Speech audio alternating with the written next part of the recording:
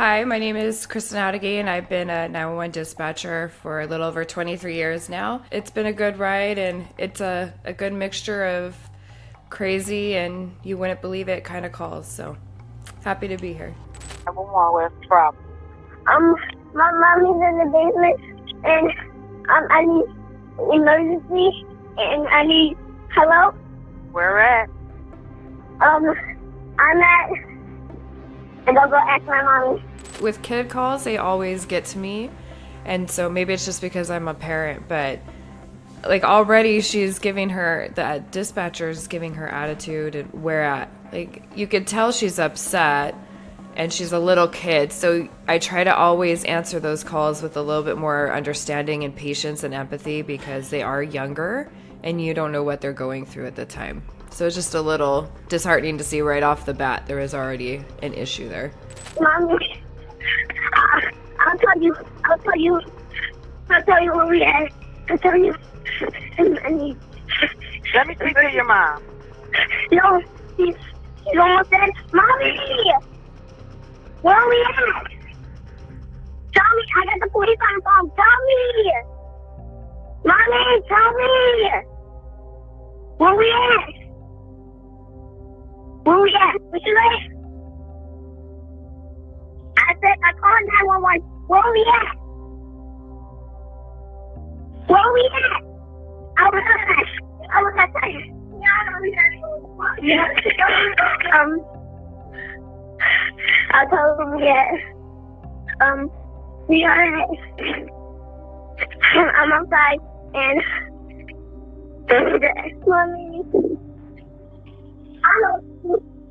Let me speak to your mom.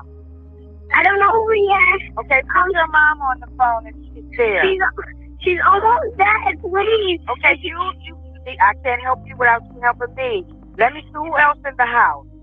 Nobody's else in the house. Okay, you need to give me an address. You need to calm down and give me an address. I don't know where you're at. You have to give me an address.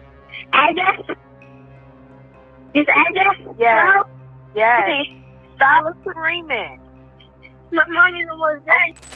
It's just frustrating. Like you heard her tell her that her mom's almost dead. She didn't ask her, well, what's wrong with your mom? What happened to your mom?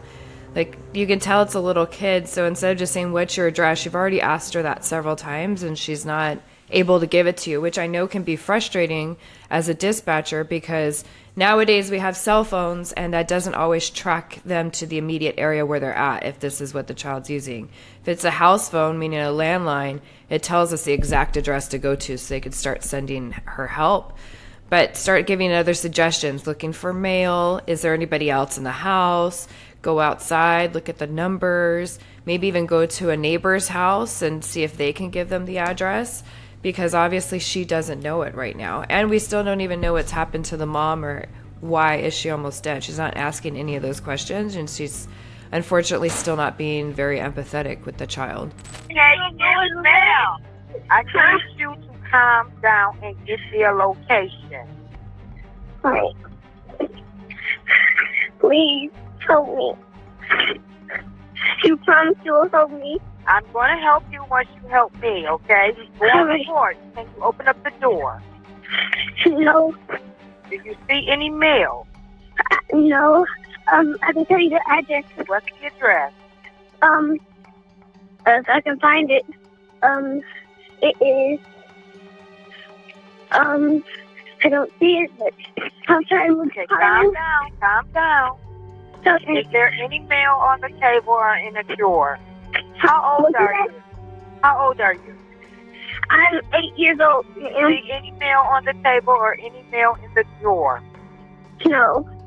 Do you see any mail on your mom's dresser? My mom doesn't live here.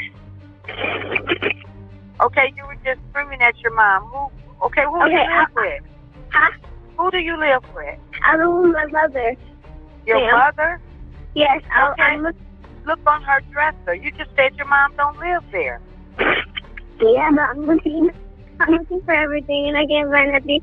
Please. She's almost dead. Okay, you need to calm down and find me something with an address. You have to remember when you're talking to a kid, they're answering your direct question. So she said, I think the child mentioned her mom didn't live there, right? And then she said, well, who do you live with? And she said her mom. Well, she lives with her mom, but her mom doesn't live at the house. She's asking her a direct question and she's answering it that way, literally. She should have asked, well, whose house are you at? Instead of who do you live with? And so with kids, you just have to be really direct. And in my experience, every kid I've come in contact with that have had like a serious emergency like this, they're like the best callers. They're very calm. They're to the point. They give you exactly what you ask them for, but you have to be very direct with them. And sometimes you have to guide them to get the answers you're looking for. You know, remember, they're not adults, and she's obviously going through something very traumatic. So you have to be very careful with how you word things and kind of encourage them and not say, well, I'm only going to help you if you give me this. It's maybe, okay, I am going to help you. We're going to get through this together, but I need you to get me that address somehow, and let's try these few things or something, and, you know, give the child a task to accomplish and tell her, like, we're doing it as a team and we're going to do it together kind of thing, just so that they stay on point, because obviously she's seen or is going through something very traumatic. Can't help you without an address. Okay, I'll try to look outside again. Open up the door and look at the porch, up on the porch. Open up the door. Look on the porch. Give me those numbers off your porch. All right. You said no one else is there. I hear someone in the back. Oh, that's my sister. Okay, I'm coming. how old is your sister? Okay, I know her address now. How old is your sister? She's 6. I know her address now. What is the street? I can tell you, this, but it's... You have to tell me the street. Okay, it's... Yes. Is it a house or is it a two-family flat? It's a house. What is wrong with your mom? She got shot. Somebody shot her? Yes. Who shot your mom? I don't know, some guy. Where's your mom at? She's downstairs in the basement. Who is the guy? I don't know. She was just some guy. Is she bleeding from where? Yes, she's bleeding from, I don't know, from her head or something. I think it's from her head. Okay, I request police and EMS. She's still breathing. My dad is not. Your dad said, let me speak to your dad. No, he's dead. My mom is still breathing. So your mom and dad was shot? Yes. She said a guy shot her mom and dad. So she hasn't asked any, like, specifically, hey, is he still there? Is there anyone else injured other than just your mom or dad? Start getting description of the suspect. You know, if her or her sister are injured at all, and go from there. I didn't hear any of that. Just not too many questions being asked that probably should be asked. Attempt to send help, the dispatcher tried to have the distraught child locate any type of address so that she knew where to send needed aid. The young girl could read off the first few letters of the street name, which helped authorities locate the Northwest Detroit home. When officers arrived, they found the 8-year-old and her 6-year-old half-sister upstairs. According to Detroit Police Chief Warren Evans, the 2 girls were the only ones at the house during the shooting that killed their 26-year-old mother, Monica Botello, and her 26-year-old boyfriend, Purcell Carson. However, the girls didn't witness the actual altercation. The children were reportedly visiting the home at the time of the shooting, which is why the girl didn't know the address. Investigators reported that the couple might have been gunned down by an acquaintance. Derek Smith and another suspect were the main suspects for the murder of the couple. A warrant for first-degree murder was issued for Smith. According to state correction records, the 42-year-old had convictions for kidnapping, armed robbery, and assault dating back to 1986. Overall, I mean, the dispatcher could have been a lot more empathetic to that little girl. Generally, in my background and experience, I usually ask the kids when I can tell it is a juvenile voice how old they are, so you can kind of know who you're talking to, and maybe that helps me a little bit more being a mom, that I'm able to understand kids, or that we have a lot in our family. But yeah, with kids, it's always better to be empathetic and remember that they're little ones, and if they're calling you, there's a good reason that they're calling you and not an adult's calling you.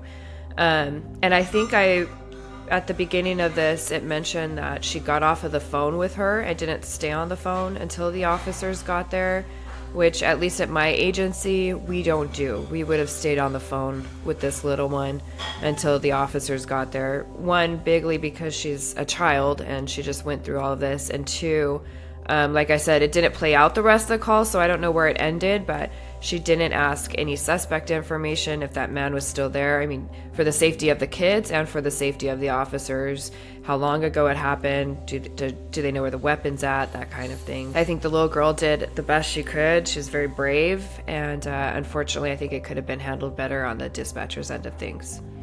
It's not always easy to criticize our coworkers, and I don't ever want to be on that end, but, I think we all could take criticism sometimes, and this is one of those cases. If it had been an adult, usually, again, in my experience with my callers, obviously finding a loved one is going to be upsetting for anybody. And a lot of adults sometimes just go into panic mode and they can't calm down and can't tell you anything other than just screaming, "Get here now," that kind of thing. And to be able to hold conversations with somebody going through that, it's really hard to pull information from, and sometimes we have to be a little bit more stern with them.